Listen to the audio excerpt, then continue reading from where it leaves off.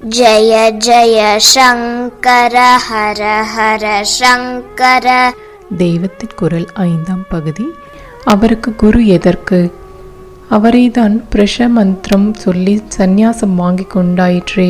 அப்புறம் குரு எதற்கு என்றால் ஆபத் சந்நியாசம் என்று பிராணாபத்தில் தானே தீட்சை எடுத்துக்கொள்ளலாமே ஒழிய அப்புறம் ஆபத்து போய் பிழைத்து விட்டால் யதோக்தமாக ஒரு ஆச்சாரியனை ஆச்சரித்துத்தான் பிரணவோபதேசமும் மகா வாக்கியோபதேசமும் பெற்றுக்கொண்டு சந்நியாசிரமம் ஸ்வீகரித்து கொள்ள வேண்டும். ஆச்சாரியால் ஈஸ்வர அம்சமாச்சே, அவரும்மா குருவிடம் உபதேசம் பெற்றுக்கணும் என்றால் மனுஷராக அவதரித்ததால் எல்லோருக்கும் எப்படி விதிக்கப்பட்டிருக்கிறதோ அப்படியே தாம் நடந்து காட்ட வேண்டும் என்றுதான் இப்படி செய்தார். இப்போது ஈஸ்வர அம்சமானவருக்கு அவசியந்தானா என்று கேட்பவர்களே, அவர் குருவிடம் போகாமல் இருந்தால் குரு உபதேசம் என்றெல்லாம் அவரை பின்பற்றி காட்டவில்லை. அதனால் நமக்கும் அதெல்லாம் ஒன்றும் வேண்டாம். புஸ்தகத்தை பார்த்து அல்லது அது கூட இல்லாமல் நமக்கு தோன்றினபடி பண்ணிவிட்டு போகலாம் என்று ஆரம்பித்து விடுவோம். நமக்கு வேண்டியிருந்தாலும் இல்லாவிட்டாலும் ஊரை கெடுத்ததாக ஆகக்கூடாது. அதற்காக விதி பிரகாரம் உபதேசம் பெறத்தான் வேண்டும் என்று ஆச்சாரியால் ஒரு ஆச்சாரியாரை தேடிக்கொண்டு ஊரை விட்டு புறப்பட்டார். கீதையில் பகவான் சொல்கிறார், ந மே பார்த்தாசி கர்த்தவ்யம் திரிஷு லோகேஷு கிஞ்சன. இந்த 3 லோகத்திலும் எனக்கு ஆக வேண்டிய காரியம் எதுவும் இல்லை என்கிறார். ஆனாலும் பார் எப்படி சகல காரியமும் பண்ணி கொண்டிருக்கிறேன் என்று. இதோ உனக்கு சாரத்தியம் பண்ணுகிறேன். அன்றைக்கு உங்களுக்காக தூது போனேன். இன்னும் எத்தனை சண்டை லாபம் பண்ணியிருக்கிறேன். இதனால் எல்லாம் எனக்கு ஏதாவது பர்சனல் கெயின், சொந்த லாபம் உண்டா? இதுகளை பண்ணாவிட்டால் யாருக்காவது நான் பதில்தான் சொல்லணுமா?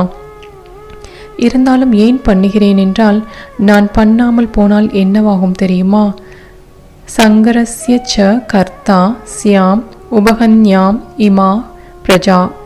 கிருஷ்ணரை ஒன்றும் செய்யாமல் இருக்கிறார், நாமும் ஒன்றும் செய்ய வேண்டாம். கடமை ஸ்வதர்மம் என்று ஒன்றும் எவரும் பண்ண வேண்டியதில்லை என்று எல்லோரும் நினைப்பார்கள்.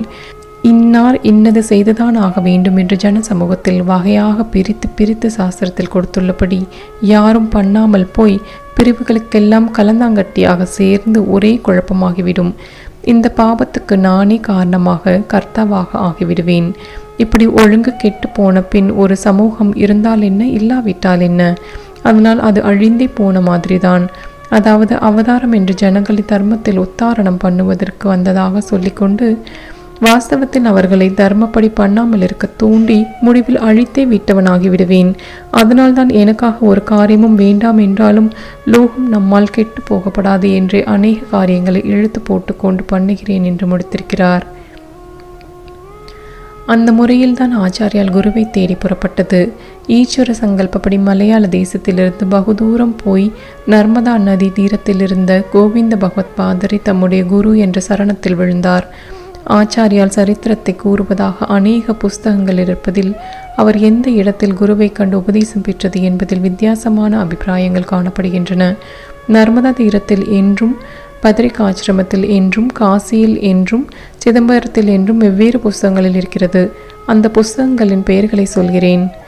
ஜெய ஜெய சங்கர ஹர ஹர சங்கர.